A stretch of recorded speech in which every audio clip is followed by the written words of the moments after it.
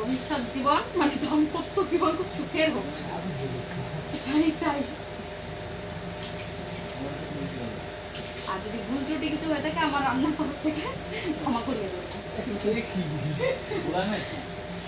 না এবার শুরু করা যাক, শুরু করো। হ্যাঁ নাম